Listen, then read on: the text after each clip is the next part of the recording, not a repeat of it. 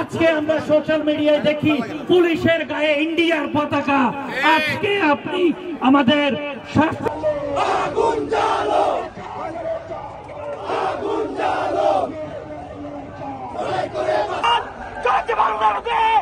সেই একচল্লিশটা তাজা প্রাণ যাবে গণভবনে তারা গিয়ে দিয়ে আসবে ফায়সালা। যদি তা হয় তাহলে ফায়সালায় আসো, তাহলে গদি চালো।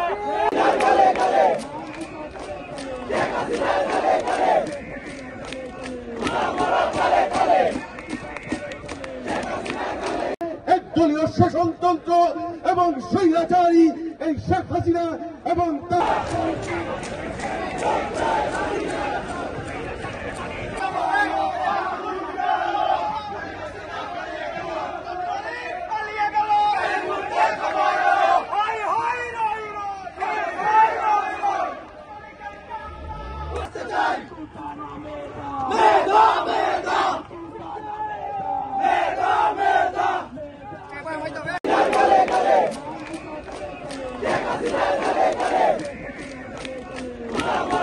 আমি এখানে আছি বিগত 1 ঘন্টা যাবৎ। এখানে আমরা প্রোটেস্ট করতে এসেছি। আমরা আমাদের বাংলাদেশি ভাই যারা হচ্ছে কোটা আন্দোলনের সাথে আমরা সংহতি প্রকাশ করার জন্য এখানে এসেছি।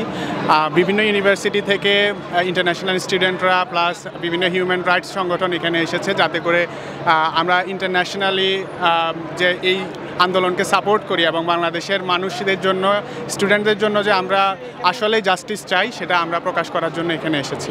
তারপর কি দেখলেন শেষে একটা ধাওয়া পাল্টা ধাওয়া কি? এখানে আওয়ামী লীগের বিভিন্ন ভাইয়েরা আসছিল এবং এখানে অন্য রাজনৈতিক সংগঠনের ভাইয়েরাও ছিল। তো তাদের মধ্যে একটা মনোমালিন্য দেখা দিয়েছে এবং যে কারণে পরবর্তীতে একটা কনফ্লিক্ট সৃষ্টি হয়েছে এবং পুলিশ এসে সেটা পরবর্তীতে পিসফুলি হ্যান্ডেল করেছেন।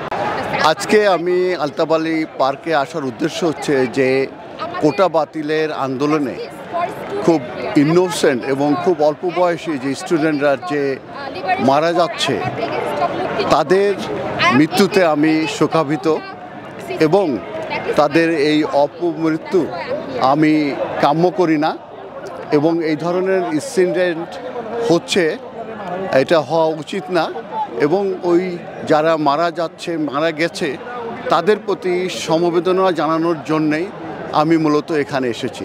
আর আরেকটা উদ্দেশ্য সেটা হচ্ছে যে কোটার যে বাতিলের যে আন্দোলন সেটার ব্যাপারে আমার যে ওপিনিয়ন, আমি কোনো দলের সঙ্গে জড়িত না, আমি একজন আইনজীবী, সেখানে আমি বলতে চাচ্ছি যে এটা আসলে ডিসক্রিমিনেটরি এবং এটা সংবিধানে এই ধরনের কিছু নাই। এটা যেটা ছিল 1973-তে বঙ্গবন্ধু যেটা করেছিলেন শুধুমাত্র মুক্তিযোদ্ধাদের জন্য, সেটা টেম্পোরারি ছিল, কিন্তু সেটা পরবর্তীতে তাদের মুক্তিযোদ্ধার ছেলে মেয়ে এবং তাদের নাতিদের পর্যন্ত চলে গেছে, যেটা আসলে সাধারণ জনগণ এবং সাধারণ মধ্যবিত্ত যে ছাত্ররা আছে তাদের যে রাইট সেটার ব্যাপারে আসলে ক্ষুণ্ণ হচ্ছে এবং তারা ডিপ্রাইভ হচ্ছে এবং সেই কারণেই এই আন্দোলন এত বেগবান হচ্ছে। আপনি কি চাচ্ছেনটা কি? আমি চাই যে কোটার এইটা বাতিল হওয়া দরকার। এটা শুধুমাত্র মুক্তিযোদ্ধা আছে তাদের প্রতি আমার শ্রদ্ধা আছে, তারা মুক্তিযুদ্ধ করে আমাদেরকে দেশকে স্বাধীন করেছিল, তাদের জন্য যত কিছু করা হয় হোক, কিন্তু তাদের ছেলে মেয়ে কিংবা নাতি পর্যন্ত যাওয়া এটা আমি চাই না। অতএব মুক্তিযোদ্ধাদের জন্য ভাতা আরও বাড়ানো হোক, তাদেরকে আরও বেশি করে সুযোগ সুবিধা দেওয়া হোক, সে ব্যাপারে আমি এগ্রি করছি, কিন্তু নাতি পর্যন্ত কোটা চাকরির ক্ষেত্রে এইটা আমি আসলে মানতে পারি না। আজকে আসছি আমরা বাংলাদেশে কোটা সংস্কার আন্দোলন নিয়ে যেই জিনিসটা হচ্ছে, কোটা সংস্কার আন্দোলনে বাংলাদেশের সরকার আমাদের সাধারণ ছাত্রছাত্রীর উপরে যে হামলা করতেছে, বিশেষ করে সিলেটের শাবিপ্রবি, ঢাকা ইউনিভার্সিটি, রাজশাহী ইউনিভার্সিটির স্টুডেন্টদেরকে উপর যেভাবে অতর্কিত হামলা হচ্ছে, এরই পরিপ্রেক্ষিতে আমরা এখানে তাদের সমর্থন জানিয়ে একটি সমাবেশ ছিল আর কি। ওই সময় জাস্ট আমরা ওই স্টুডেন্টের সাপোর্টে, বাংলাদেশের স্টুডেন্টের সাপোর্টে আমরা এখানে আসছি। এরপরে কি ঘটলো এখানে? আর আমরা যখন এইখানে লাস্ট টাইম যখন আমরা এইখানে মিছিলে ছিলাম, সমাবেশে ছিলাম, ওই সময় ওই দিক দিয়ে ছাত্রলীগের কয়েকজন 10-15 জন মানুষ যারা তারা আসছিল আমাদের উপরে অ্যাটাক করার জন্য। তারপর ওইখান থেকে যারা কয়েকজন, আমরা তো অনেকজন ছিলাম, তো প্রোটেস্ট করার জন্য ওদের সাথে প্রোটেস্ট করার জন্য ওই যে আপনার হোয়াইট চ্যাপেল মাইনর পার্কের ওইদিকে অতটুকু পর্যন্ত দৌড়াই গেছে। ওইখানে যাওয়ার পর ওদের সাথে একটু আর লাইক পুলিশের সাথে ওদের সাথে দাওয়া পাল্টা দেওয়া হয়েছে দেড় সিটে এইটা।